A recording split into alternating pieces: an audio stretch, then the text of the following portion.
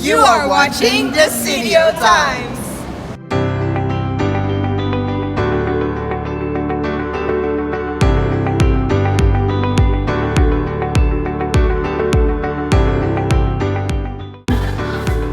This is Pamela Hernandez and Drayton Mumpa. So for today, we are joined by our three lovely guests. We have here Dr. Eve Sherbo, the food technologist. We also have Engineer Maria Raz, the research and development engineer. And of course, joined virtually for today, Professor Jezebel Valiente, who is the professor of the Science, Technology, and Society at the University of the Philippines.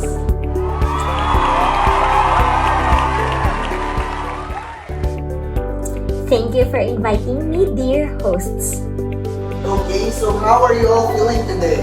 Thank you for having me here. I am great and I am living a meaningful life. Thank you for inviting me. I am grateful to be here. So, to our dear audience, today we'll be talking about GMO and nanotechnology. So, Doc Sherbo, what is GMO?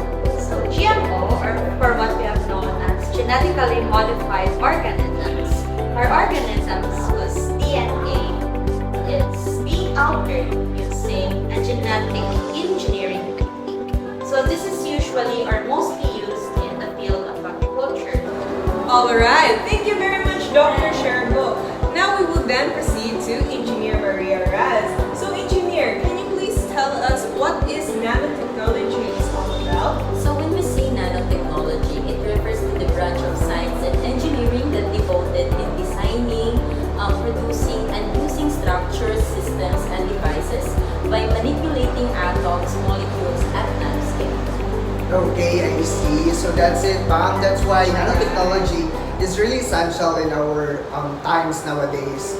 So since, Pam, we already have in our audience a little idea about what GMO and nanotechnology is, will you humor us this short game about pros and cons of GMO and nanotechnology?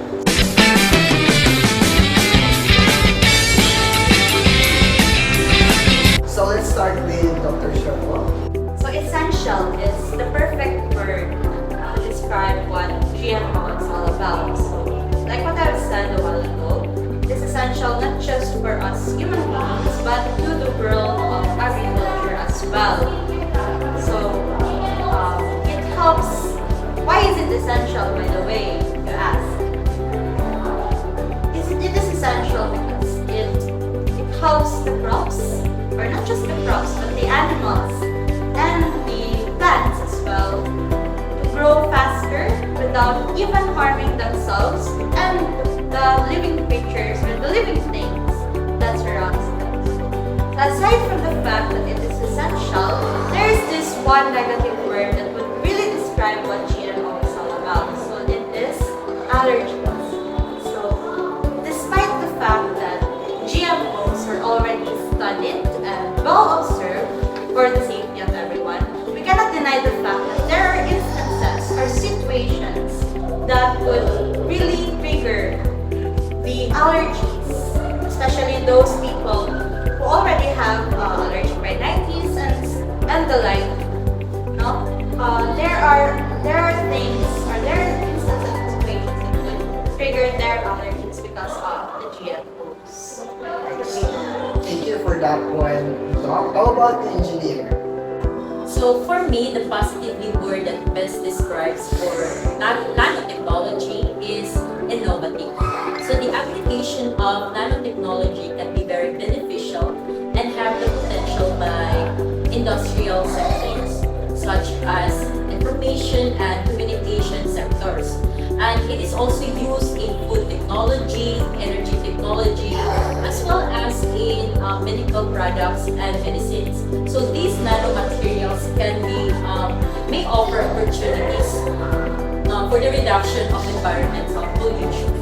As opposed to the positively word innovative, the negatively word for me is expensive.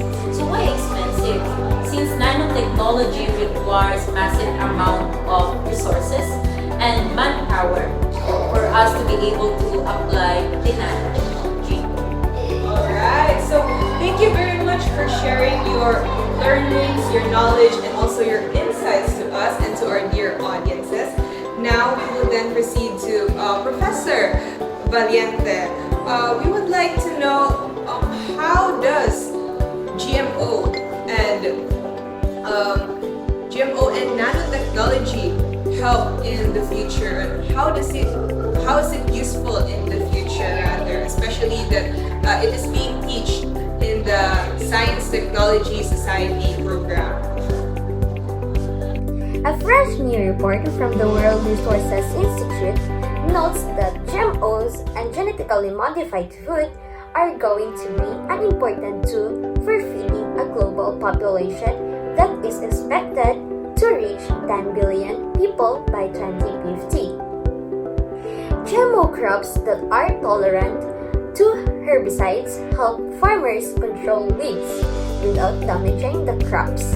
When farmers use these herbicide-tolerant crops, they do not need to till the soil, which they normally do to get rid of weeds. In the future, nanotechnology could also enable objects to harvest energy from their environment.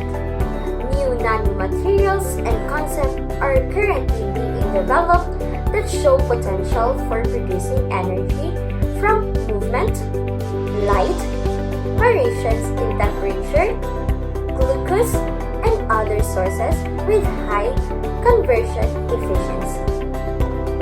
Wow, thank you very much, Professor Valiente, for sharing your insights about science, technology, and society, as well as the GMOs, and as well as the nanotechnology. And thank you very much to our dear professionals for lending your knowledge to us. And I hope that our dear audiences has gained insights and learnings what is GMO is all about and what is nanotechnology and how it could contribute to the society, especially in today's 21st century. Alright, now thank you very much and we hope to see you in the next episode. Goodbye! This is Pamela Hernandez. This is Trader Mopar, and thank you for watching the CDO Live. The CDO Time!